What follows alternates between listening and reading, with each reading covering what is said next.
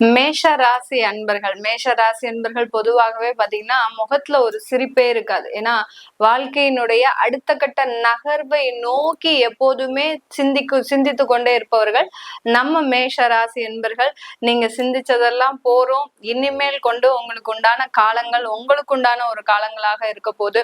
இந்த மாதத்துல ஜூன் மாதத்துல பாத்தீங்கன்னா உங்களுடைய தன்மையே, அதாவது உங்களுடைய குணநலன்களே மாறக்கூடிய ஒரு டைம். அதை நான் முதல்ல சொன்ன மாதிரி எப்போதுமே அந்த முகத்துல ஒரு சிரிப்பே இருக்காது. மேஷராசி ரொம்ப சிடுசிடுன்னு இருப்பாங்க. இவங்களோட டிராவல் பண்றவங்க பாத்தீங்கன்னா எந்த நேரத்துல எந்த ஒரு நெருப்ப கக்குவாங்க அப்படின்னு தெரியாம தான் பயந்துதான் வேலை செஞ்சுக்கிட்டே இருப்பாங்க. அந்த அளவுக்கு ஒரு கோபமும் ஒரு முரட்டுத்தனமும் அதிகமாக இருக்கக்கூடிய இந்த மேஷ ராசி என்பர்களுக்கு இந்த மாதத்துல உங்களுக்கு ஒரு நளினமான ஒரு பேச்சு, நளினமான ஒரு முக பாவனைகள் இருக்க போது. எப்போதும் நீங்க ஒரு ஆடை அணியும் போது பாத்தீங்கன்னா அதுல ரொம்ப கேர்ஃபுல்லாவே இருக்க மாட்டீங்க. அதாவது ஒரு ட்ரெஸ்ஸிங் சென்ஸ்ல பாத்தீங்கன்னா உங்களுக்கு பெரிய அளவுக்கு நாட்டம் இருக்காது. என்னமோ நம்ம போய் உழைக்க தானே போறோம், அதுல என்ன நம்மளுடைய மைண்ட் தான் அங்க வேலை செய்ய போகுது, நம்மளுடைய உடல் தான் உழைக்க போகுது, இதுல எங்க நம்ம ட்ரெஸ்ஸிங் சென்ஸ் எல்லாம் பார்க்க போறோம் அப்படின்னு இருக்கக்கூடிய கவலைகள்ல நம்மளுக்கு இந்த ட்ரெஸ்ஸிங் சென்ஸ் எல்லாம் தேவையா அப்படின்ற மாதிரியான ஒரு எரிச்சல் இருந்துகிட்டே இருக்கும். ஆனா இந்த ஜூன் மாசத்துல நீங்க கவனிச்சு பாருங்க, அந்த ஒரு ட்ரெஸ்ஸிங் சென்ஸ்ன்றது உங்களுக்கு அதிகமாக வரக்கூடிய ஒரு நேரமாக இருக்கும்.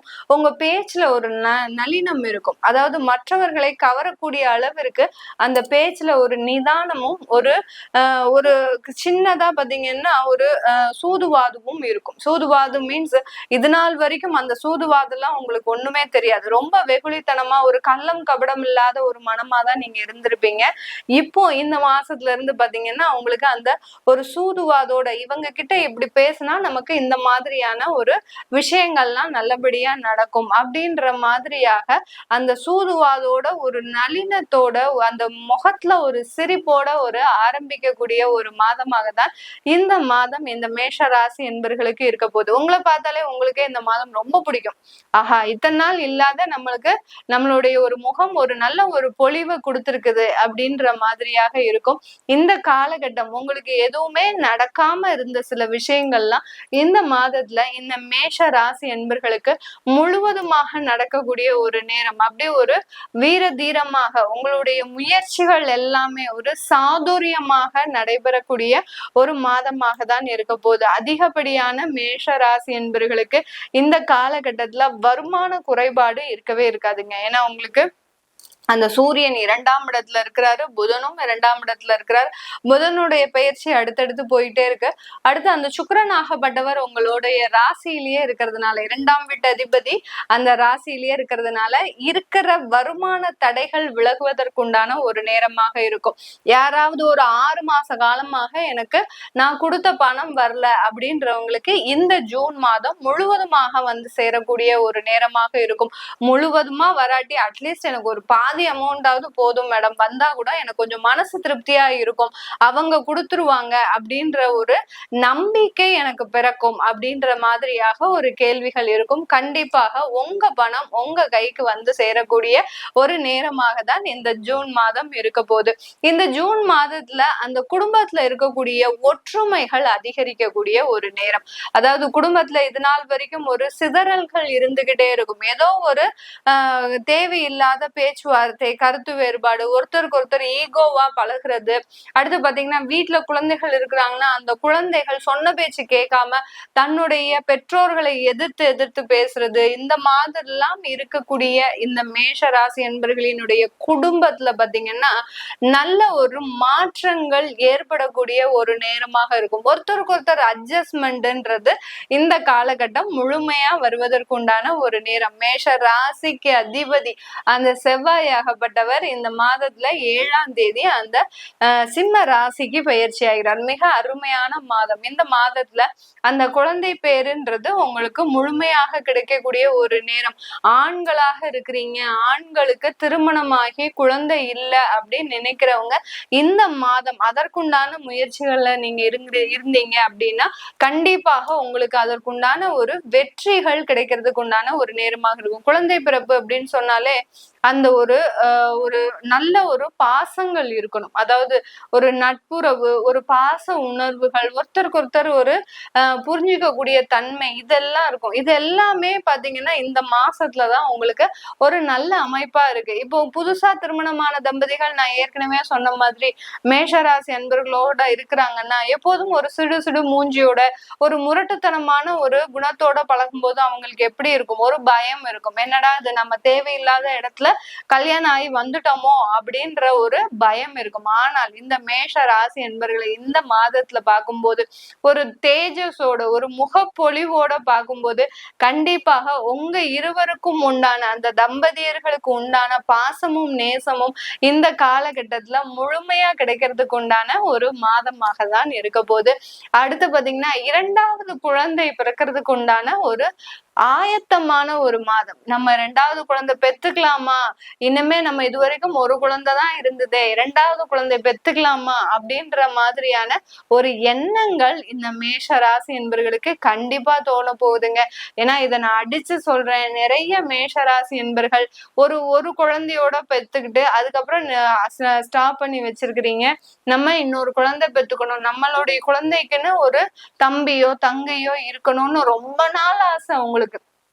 ஏன்னா இந்த பொருளாதார வளர்ச்சியில நீங்க அடிபட்டு நம்மளால இது செய்ய முடியாம இருக்கே அப்படின்ற ஒரு ஏக்கங்கள் தோணும். இந்த டைம், இந்த ஜூன் மாதத்துல நீங்க என்ன செஞ்சாலும், யார் என்ன செஞ்சாலும் இதை தடுக்கவே முடியாது. கண்டிப்பாக இன்னொரு குழந்தை பிறக்கிறதுக்கு உண்டான, இரண்டாவது குழந்தைக்கு உண்டான ஒரு நேரமாக தான் இந்த மேஷ ராசி என்பவர்களுக்கு இருக்க போகுது. இந்த காலகட்டம் ஒரு சின்ன ஒரு நெகட்டிவான விஷயம் இந்த மேஷ ராசி என்பவர்களுக்கு என்ன அப்படின்னு பார்க்கும்போது, நீங்க சொத்துக்கள் வாங்கும் போது ரொம்ப கேர்ஃபுல்லா இருக்கணும். ஏன்னா அந்த சொத்துக்கள் வாங்கக்கூடிய உங்க ராசிக்கு அதிபதியான அந்த செவ்வாய் 5ஆம் இடத்துல இருக்கிறார். பூர்வ புண்ணிய சொத்து எல்லாம் இருக்குன்னா கண்டிப்பாக ஒரு லீகல் கேஸின் பேர்ல கண்டிப்பா அது வரதுக்கு உண்டான ஒரு நேரமாக இருக்கு. செவ்வாய்க்கு இது சேர்க்கை சேருது. அதனால கண்டிப்பா பூர்வீக சொத்துல உங்களுக்கு அந்த ஒரு பிரச்சனைகள் உறுதியாக இருக்கக்கூடிய ஒரு நேரம். எதுவா இருந்தாலும் சமாளிச்சு வெளியில வரக்கூடிய ஒரு டைம் ஆகும் தான் இந்த மேஷ ராசி என்பர்களுக்கு இருக்கும். அடுத்து பாத்தீங்கன்னா இந்த செவ்வாய் ஆகப்பட்டவர் 7ஆம் பார்வையாக தன்னுடைய ராகுவையும் பார்க்கிறார். அடுத்து 8ஆம் பார்வையாக அந்த சனியையும் பார்க்கறதுனால கொஞ்சம் உங்களுக்கு உடல் உழைப்பு இருக்கும்போது அதுல ஒரு பேக்லாக்ன்றது வரும். ஒரு ஆபீஸ்ல போய் வேலை பாக்குறீங்க அப்படின்னா 8 மணி நேரம் உழைக்கக்கூடிய இடத்துல உங்களால 6 மணி நேரம் தான் உழைக்க முடியும். கொஞ்சம் உடல் சுகவீனங்கள் ஏற்படக்கூடிய ஒரு நேரமாக இருக்கும். சொத்து சம்பந்தமான சில தேவையில்லாத அவமானங்கள், அசிங்கங்கள்லாம் படக்கூடிய ஒரு மாதமாக தான் இந்த மேஷ ராசி என்பர்களுக்கு இருக்க போகுது. இந்த மேஷ ராசி என்பர்களுக்கு வேலை இழப்புகள் இருக்கிறவங்க எல்லாருக்குமே இந்த மாசம் ஜூன் மாதம் வேலை கிடைப்பதற்கான 100% அமைப்புகள்ன்றது இந்த மேஷ ராசி என்பர்களுக்கு இருக்கு.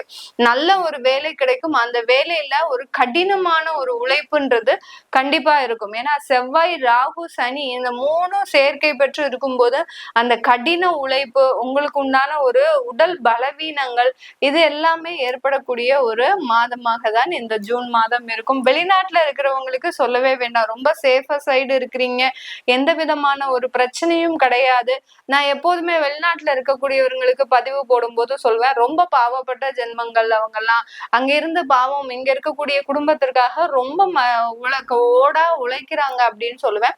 ஆனா இந்த மாதத்துல வெளிநாட்டுல இருக்கிறவங்க தான் ரொம்ப கொடுத்து வைத்த ஒரு ஆத்மாக்கள். அவங்கதான் பாத்தீங்கன்னா ஒரு நல்ல ஒரு முன்னேற்றத்தை அடையக்கூடிய ஒரு நண்பர்களாக இருக்க போறீங்க. ஏன்னா இங்க இருக்கும்போது இந்த செவ்வாய், ராகு, சனியினுடைய சேர்க்கை ரொம்ப தேவையில்லாத பிரச்சனைகள் எல்லாம் கண்டிப்பா கொடுக்கும்.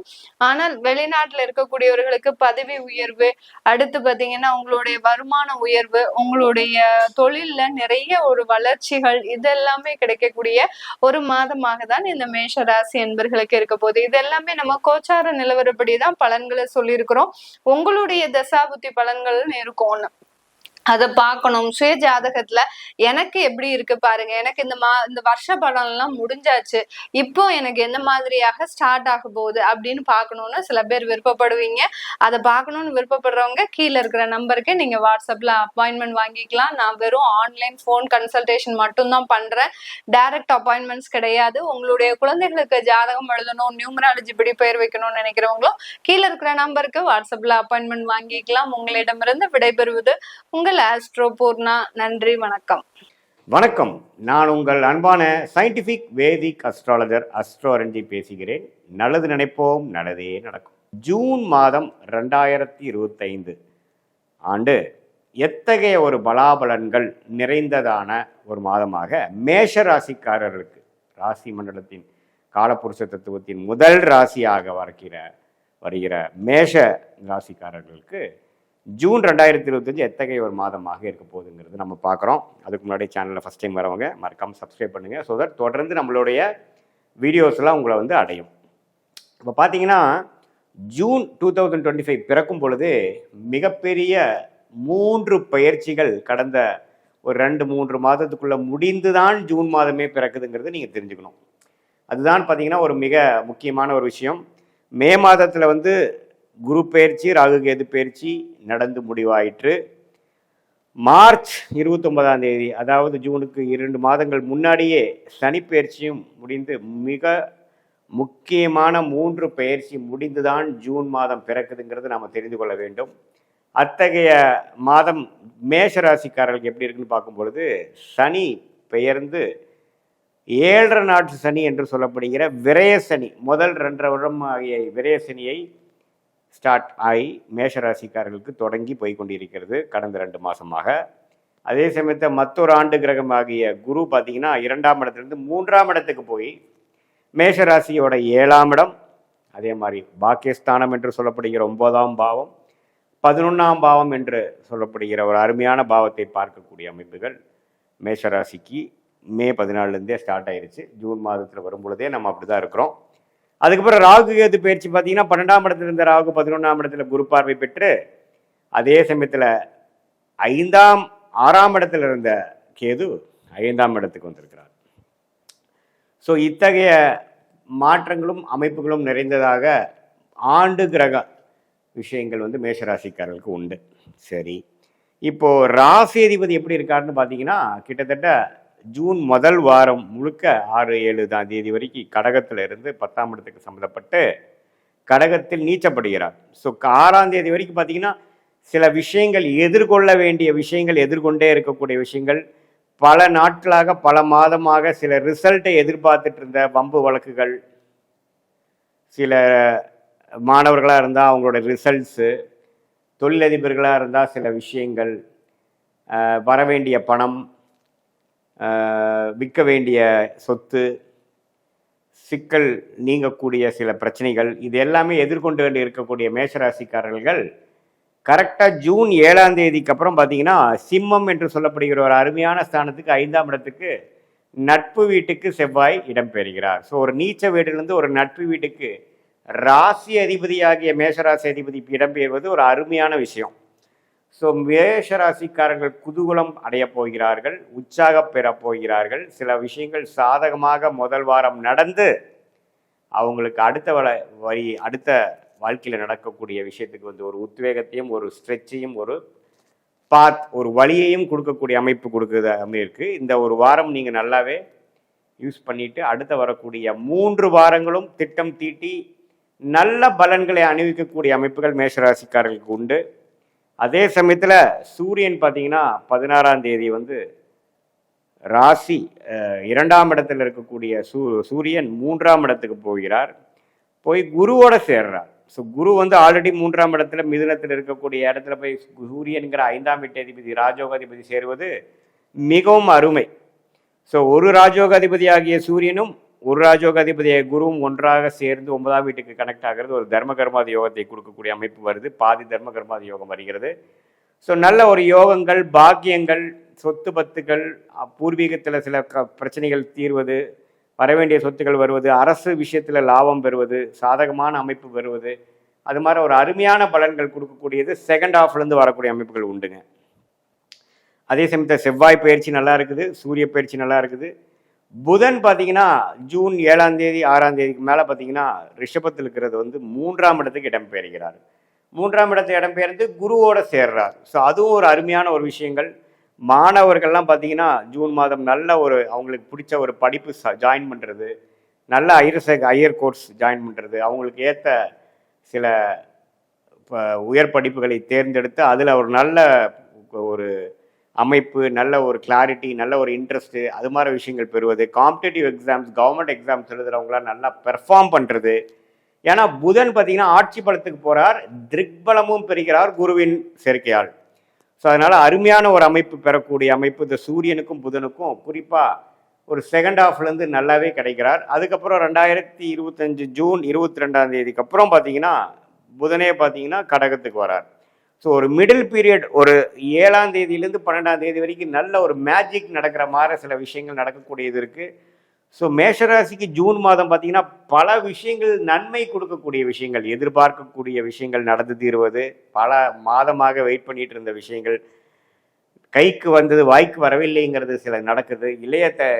இல்லத்தரசிகளுக்கு பார்த்தீங்கன்னா சில விஷயங்கள் வந்து அதிருப்தியாக இருந்ததெல்லாம் குரு பயிற்சி ஆனதுலேருந்தே சில விஷயங்கள் குடும்பத்தில் சுபிக்ஷம், குடும்பத்தில் இடைஞ்சல் கொடுத்துட்டு இருந்தவங்க, பிரச்சனைகள் இருந்தவங்களாம் கொஞ்சம் விலகி, கொஞ்சம் கூட்டு குடும்பத்தில் பிரச்சனைகள் இருக்கிறவங்களாம் கொஞ்சம் தனி குடும்பத்துக்கு போய் அதில் கொஞ்சம் ஓரளவுக்கு அன்னோனியம் பெறுவது, இது எல்லாமே கொஞ்சம் பாசிட்டிவான விஷயங்கள் மேஷராசிக்காரர்கள் குறிப்பாக முதல் வாரத்துக்கு அப்புறம் வரக்கூடிய வாரங்களில் ஜூன் மாதத்தில் படிப்படியாக வயசு வித்தியாசம் இல்லாமல் மாணவர்களாக இருந்தாலும் சரி, இல்லத்தரசிகளாக இருந்தாலும் சரி, உத்தியோகத்தர்களாக இருந்தாலும் சரி, அல்லது இது மாதிரி காம்படிட்டிவ் எக்ஸாம்ஸ் எழுதக்கூடிய மிடில் ஏஜ் பீப்புளு, அதாவது கொஞ்சம் நெக்ஸ்ட் லெவல் ஆஃப் ப்ரொமோஷனுக்காக எதிர்பார்க்குறவங்க, ப்ரைவேட் செக்டார்லேருந்து கவர்மெண்ட் செக்டார் போகணுங்கிறவங்க, ப்ரொமோஷனுக்காக எக்ஸாம் எழுதுகிறவங்க, விசாக்காக எழுதுகிறவங்க, வெளிநாடு போகணுங்கிறதுக்காக சில எக்ஸாம்ஸ் எழுதுகிறவங்க, இவங்களுக்கு எல்லாமே வந்து ஒரு நல்ல ஒரு கிளாரிட்டியும் ஒரு உத்வேகமும் அந்த படிக்கக்கூடிய அமைப்புக்கு வேணுங்கிற நல்ல தகுதியும் கொடுக்கக்கூடிய அமைப்பு வந்து அந்த குருவால்